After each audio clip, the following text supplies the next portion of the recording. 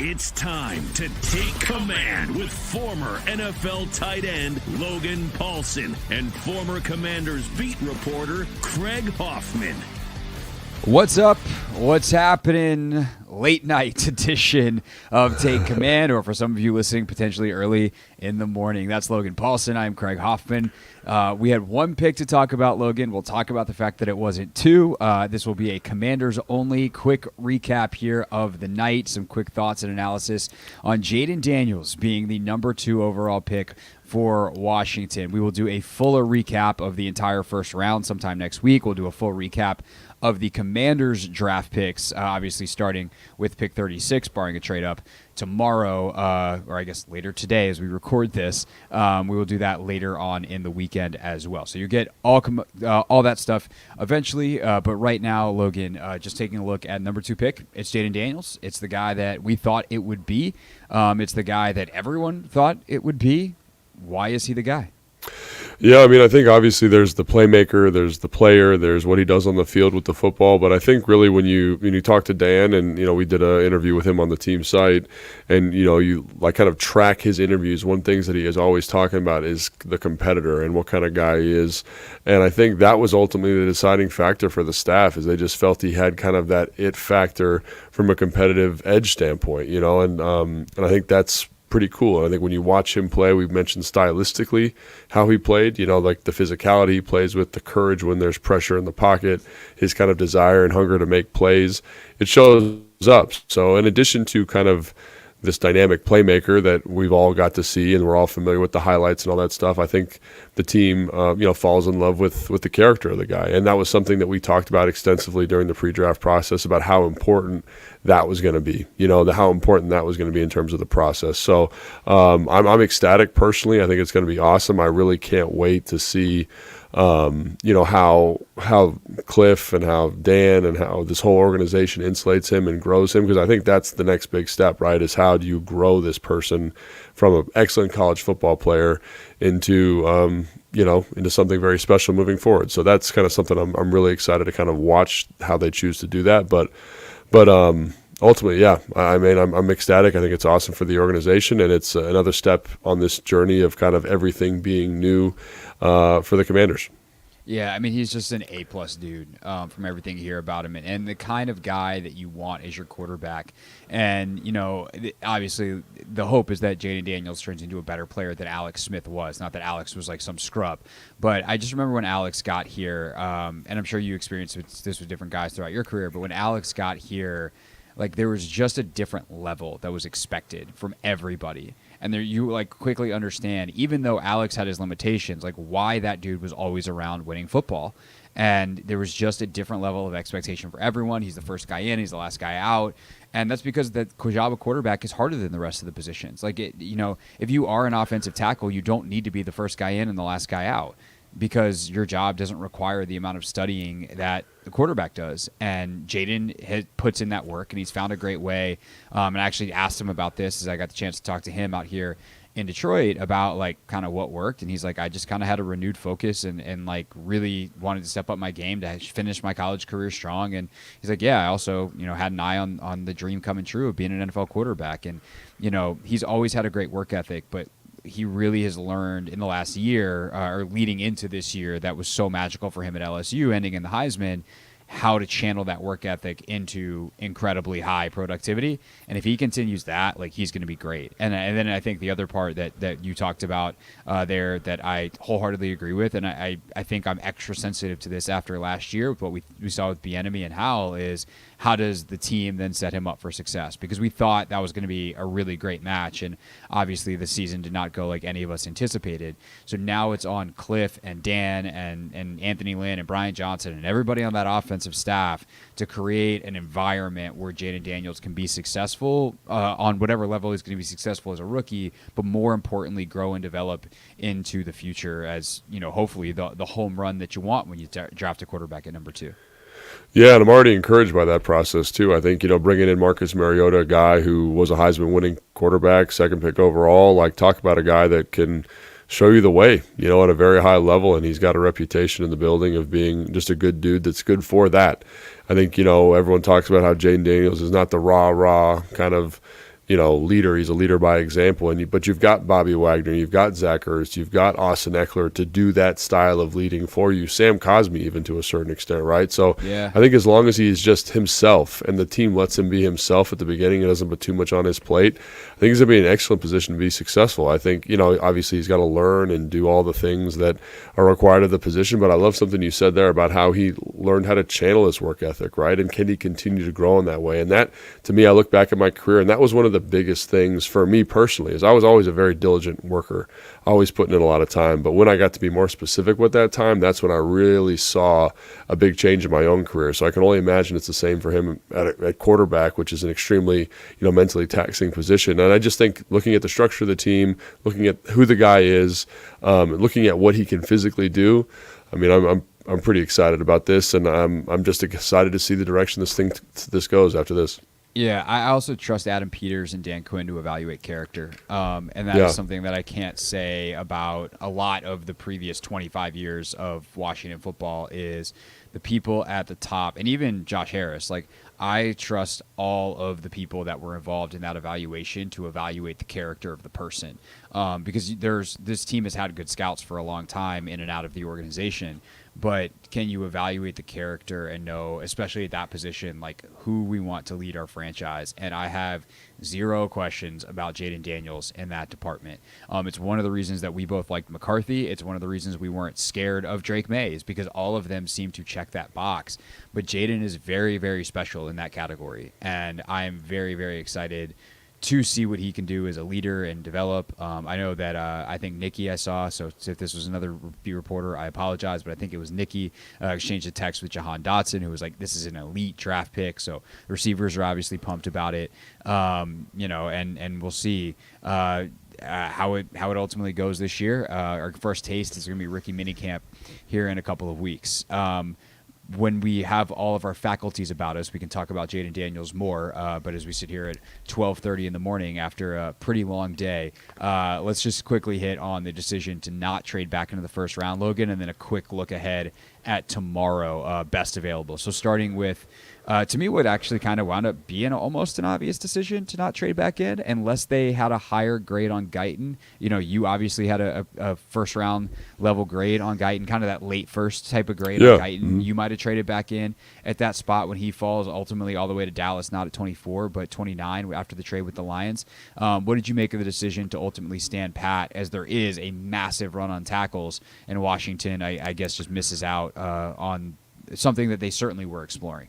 Yeah, I mean, I think they were really, they were kind of exploring that option, and I guess it just didn't work out. And I think, when we were talking about our mock drafts and the pre-draft process, like, it was going to be tough to sneak in and grab one of those tackles. I think the other kind of dagger in there was when Jordan Morgan went to Green Bay, I believe, at 25, and that's a guy that I thought would slide a little bit further. I liked the player a lot, played left tackle, 3-year starter.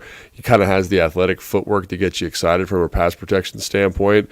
Goes to Green Bay at 25, so you're like, oh, shoot, well, who else is available? Guyton. But you look at the teams that are sitting there, none of them are going to want to trade out with you. Dallas isn't going to want to trade out. Nope. Baltimore needs a tackle. Like, it was going to be tough. And so if you didn't do it at 20, then I think it was, or 19, it was going to be hard. And then when, obviously, I think Mims goes at 18 to Cincinnati, it's going to de-incentivize you to do that. So then after that second run, you're trying to get in with, kind of in that 20 to 25 range, and all those Neither teams Mims or Fashanu falling absolutely killed them. Fashanu going all the way at 11 just absolutely killed them, and then obviously Mims at 18, because then, like, even at 20, like, you're looking at Fatanu, who fell compared to where a lot of people thought he would go in maybe in the teens, but he's not a left tackle, so he doesn't really help you. Yeah, and I think that was the other problem, is you're looking for very specific types of offensive linemen, right? Like, maybe you try Fatano at left tackle, but ultimately probably projects to inside, like, maybe. So the 3 guys that you're looking at there are probably Mims, who goes at 18. You're looking at Morgan, who goes at 25. And that area right there was going to be very hard to penetrate. at a reasonable price point, I think is the way I'm going to characterize that, right? And so when those guys are off the board, I think it just makes it hard. I think there was an urgency and a desire to do that, but I also think there's a reason that we were really high in this tackle class. I think there are some developmental pieces. We talk about Kingsley Suamataia, Kieran Amadiji from Yale, Patrick Paul, Roger Rosengardner. Like those are 4 dudes that I think could play left tackle in the NFL. Now, do they have some things that need to be worked out? Absolutely, but they have the talent to get it done. And so I think, a signing like Cornelius Lucas that means you don't have to start a young guy right away. They can grow and develop is pretty exciting because I think all those guys have traits, specifically Kingsley Suamataia. If you're looking for athletes, man, that guy is an athlete. And so I while it is, I'm sure disappointing to some fans, I don't think you need to, light the building on fire just yet. There's other opportunities. And then if it doesn't work out in the draft, for example, they choose to go a different direction, I do think that third wave of free agency after the draft is always an opportune time to grab some valuable pieces for your team. So while the will was there, I don't think the opportunity was there. And now we got to look at 36 and 40 and say, man, they can really go whatever direction they want. They can prioritize their board overnight. They can really identify the people that most fit that compete culture that they're looking for here, which I think is pretty exciting for the Commanders going into day 2. So with that said, let's look at the board for day 2. I'd say the 2 guys that dropped out of round 1 or 3 guys that dropped out of round 1 that are genuinely surprising to me are Cooper DeJean, although there was an injury situation there, and he's not necessarily a clean eval on a position fit. Jerzon Newton, although he seemed to drop late in the process, I think there might have been a medical thing with him as well. And then A.D. Mitchell out of Texas is a receiver that a lot of people really, really liked, but he ultimately winds up falling. And it really is corners and receivers that falls. Like I'm looking at ESPN's best available list right now, and obviously, this is going to change for everybody on who it is. But this is one list, and it's ESPN's a pretty big deal. I don't know if you heard of him, but Cooper DeJean at corner, Jerzon Newton, Kool-Aid McKinstry, A.D. Mitchell, Lab McConkey, Enoch Rakestraw, Keon Coleman. So 6 of the top 7 best available, either corner or receiver, which I would say are positions that absolutely Washington could attack here early in the second round, as now that they've stayed at 36 and 40. Yeah, I don't think you need to really concern yourself so much with the names there. Like when I was talking to some of my buddies in the NFL about A.D. Mitchell, for example, obviously a tremendous talent, but there's some, and I'm not here to besmirch anybody, this is just what you're hearing from guys, right? Oh, yeah, there's questions about him. Little bit of character concern, whatever. And so I look and I say, like, who of the remaining people are high-level compete guys, So like Lad McConkey, I think, kind of fits that bill. Obviously, there's an injury history there. Cooper DeJean, high-level compete. Chris Braswell from Alabama, like some of these edges, some of these offensive linemen, I think there's a great opportunity there to kind of say, hey, who is the right guy for the Commanders? Don't get caught up in the names. Who fits this idea of hyper-competitive guys? So if you kind of consider yourself a scout, like I said, I'm going to go do tonight, I'm going to go back and watch some film and say, who are these dudes? I'm a psycho. I'm willing to admit that. Who are these dudes? You realize compete? the draft doesn't start till 7 p.m. tomorrow. You don't have to do this tonight. Man, I got to work tomorrow, but I got clients. I got things to do. We got interviews, man. You think no rest for the weary here. But all I'm saying is that, like, look for dudes that compete. This weary person on this side of the screen is going to be wary. Be wary, yeah. I'm also going to be wary. But so that's all I'm saying is, like, don't think about, Cooper DeJean, who is the right fit for the Washington Commanders in this culture they've got here. Like, a guy that comes to mind is like Marshawn Nealon from Western Michigan.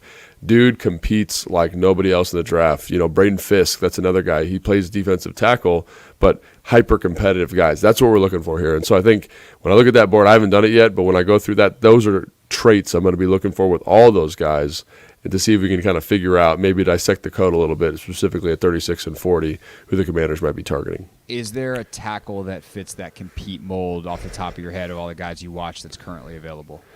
Yeah, I mean, honestly, this is going to sound crazy, but like Roger Rosengardner just jumps off the screen as that guy. Now, not as physically gifted as those other 3 guys we just talked about. Kieran Amadiji, very physically gifted. Kingsley Suamataia, very physically gifted.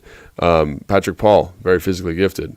But like Roger Rose, rip your face off. Yeah, he'll rip your face off. He's got excellent footwork, and so maybe that's the way they go, or maybe you go on traits. I think they're all good guys. You know what I'm saying? I haven't heard anything bad about any of them. It's just about who you think kind of dials into that specific characteristic for you. So those are the 4 names I'm looking at. If I'm looking at the second round there, those are the 4 names at offensive tackle that I think I've got circled and I'm excited to see. And I'd be excited if any one of them was a Commander. So Yeah, and because there's 4 of them, maybe one of them you can wait till 40 if a guy like Ladd is still available.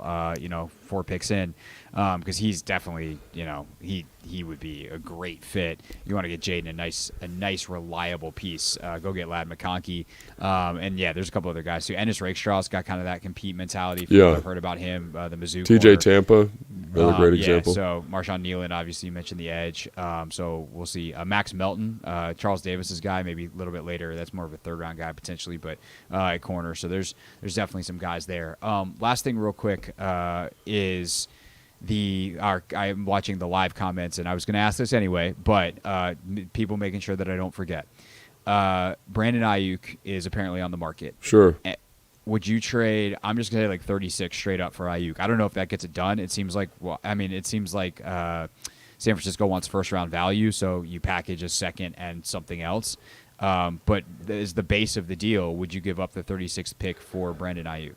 I mean, I think that's a great question. I don't know. I don't know if I would do that. One of the things that I've appreciated about the free agency process so far for the Commanders is they haven't taken any huge swings, because I think they're still trying to figure out who they are as a team, and what they want to be offensively, what they want to be defensively.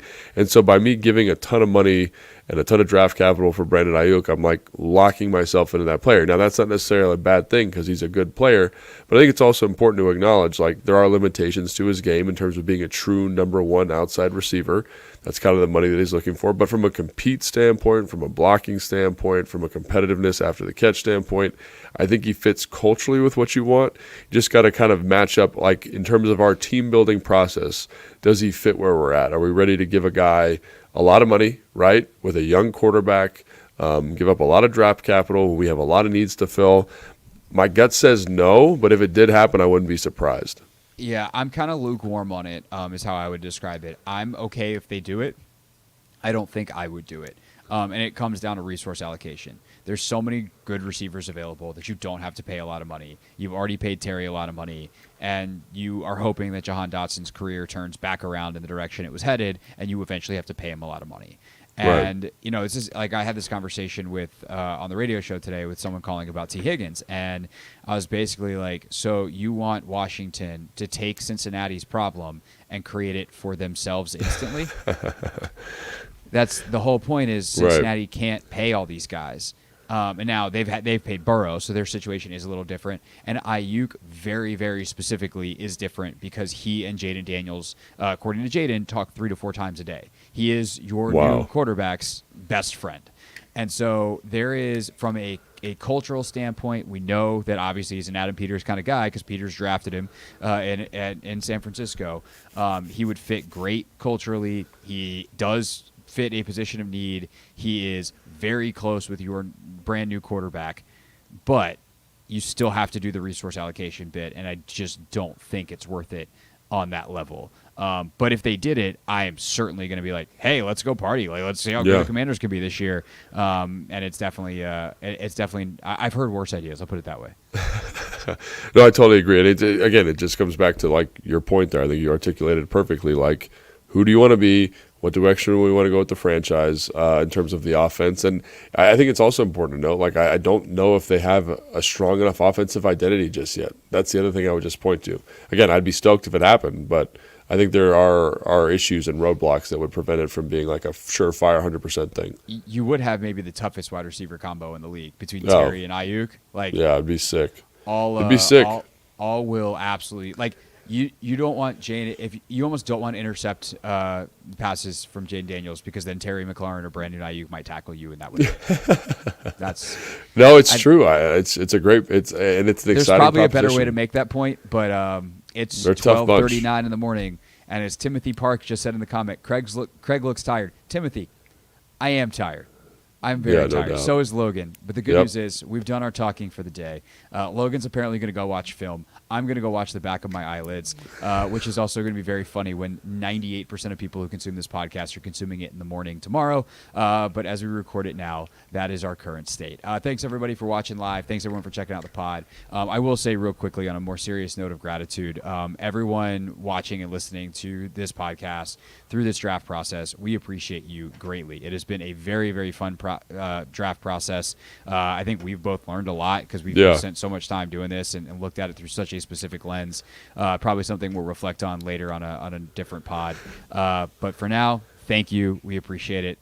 And that is our podcast.